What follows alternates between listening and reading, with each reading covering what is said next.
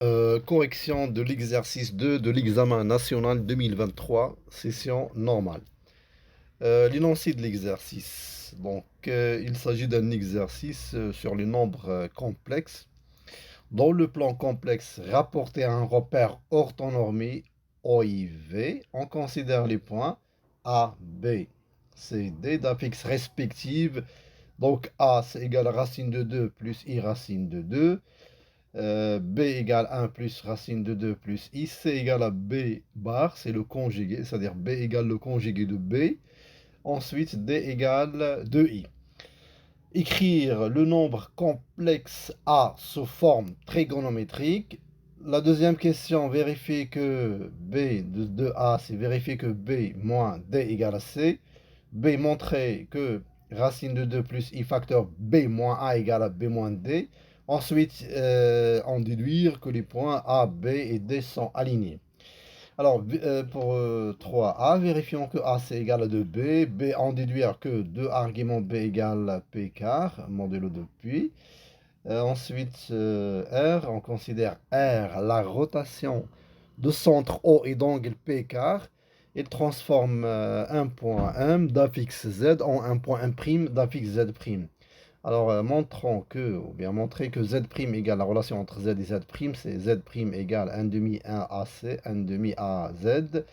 Et ensuite, prouver que l'image de C par la rotation R, c'est B, et que D est l'image de A par la rotation R, par la même rotation. Alors, montrer ensuite que ce rapport B moins A sur C moins A égale racine de 2 moins 1 sur 2 fois le nombre A. Puis, en déduire une mesure de l'angle AC AB, c'est-à-dire s'il n'y a pas le chapeau, c'est pas omission. Alors, solution, exercice, solution. Écrivons le nombre A sous forme trigonométrique. On a A égale racine de 2 plus I racine de 2. Là, c'est très classique, on pourra le faire directement. Sinon, on peut même calculer le module de A. Donc, module de A, c'est racine de la partie réelle au carré. La partie réelle, dans ce cas, c'est racine de 2. La partie imaginaire, c'est racine de 2. Donc, c'est égal racine de 2 au carré plus racine de 2 au carré. À la fin, ça donne 2. Donc, ici, ensuite, on va factoriser par ce module, qui est 2. Donc, on factorise par 2. Ça donne 2 facteurs racine de 2 sur 2 plus i racine de 2. Quel cos est égal à racine de 2 sur 2 et quel signe égale à racine de 2 sur 2? Donc, c'est le cos p quart et c'est une p quart. Donc, par conséquent, A égale à 2 facteurs cos p quart plus I sin p quart et la forme trigonométrique des nombres complexes A. Ensuite, vérifions que B-D, pardon, égale à C. Donc, on n'a qu'à remplacer B par sa valeur et D par sa valeur.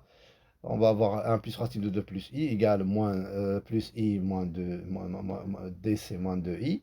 Donc à la fin c'est égal à 1 plus racine de 2 moins i. Et puisque c égale à b bar et b égale 1 plus racine de 2 plus i, donc le b bar ça devient 1 plus 2 moins i. Donc par conséquent b moins d égale à c. Ensuite pour b, montrons que racine de 2 plus 1 facteur b moins c égale à b moins d. Donc, même chose, on n'a qu'à remplacer racine de 2 plus 1, facteur b moins 1. On va remplacer b par sa valeur et a par sa valeur. Après simplification, on trouvera que c'est racine de 2 facteur de 1 plus i facteur 1 moins racine de 2.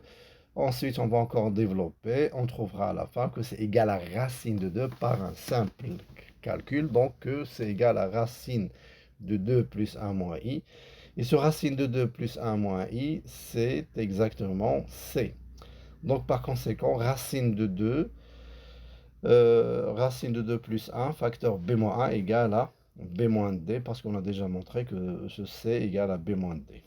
Déduisons que les points sont alignés. On a, c'est une déduction directe. Alors, on a racine de 2 plus 1 facteur b moins c égale à b moins d, ce qui équivaut que le rapport b moins d sur b moins 1 égale à racine de 2. Et racine de 2 plus 1 est un nombre réel.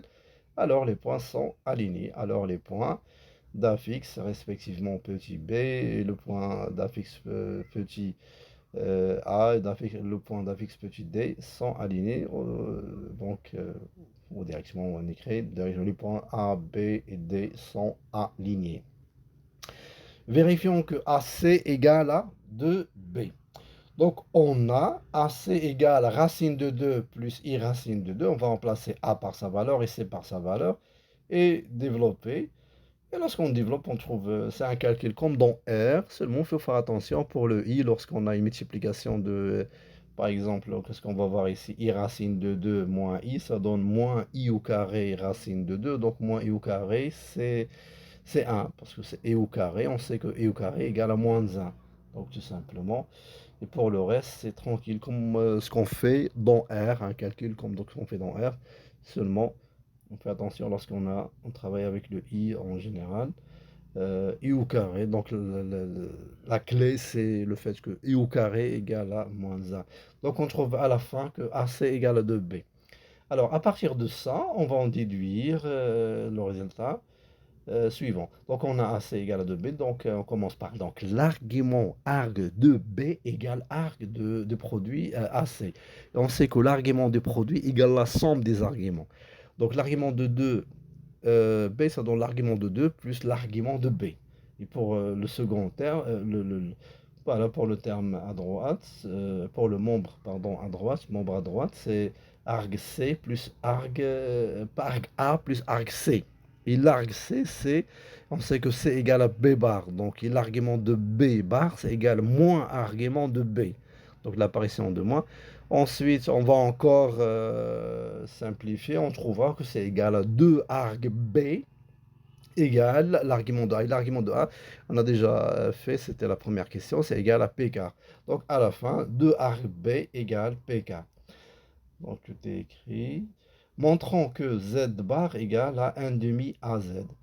On sait que R ici, c'est la rotation de centre O et d'angle P car qui transforme le point M d'affixe Z en un point M' d'affixe Z'. Alors ça signifie quoi? Ça signifie que OM égale à OM' et l'angle orienté OM' égale P car modulo 2pi. Alors finalement, on va utiliser donc OM, c'est quoi? Ça représente le module de Z et OM', ça doit représenter le module de Z'. Et on sait que le rapport des modules égale le module des rapports. Donc à la fin, on va avoir directement module de Z' sur Z égale à 1 et l'argument de ce même nombre, Z' sur Z égale à P car. Donc à la fin, on va simplifier. Donc ce nombre complexe a pour module 1 et pour argument P car. Donc on peut l'écrire entre crochets, c'est 1 P car.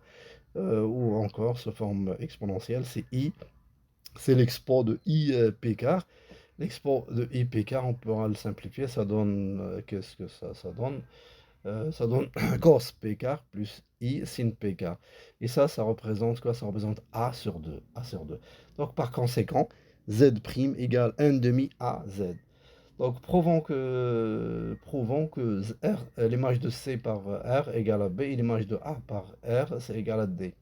On a AC égale à 2B, donc c'est équivaut, B égale 1 demi AC, donc par conséquent, ça c'est direct, parce que l'image de C par la rotation R, c'est égal à B, parce qu'on a trouvé déjà la relation entre l'affixe de l'image et le point. C'est Z' égale 1 demi AZ, donc ici on a B égale 1 demi AC, donc l'image de C, c'est B.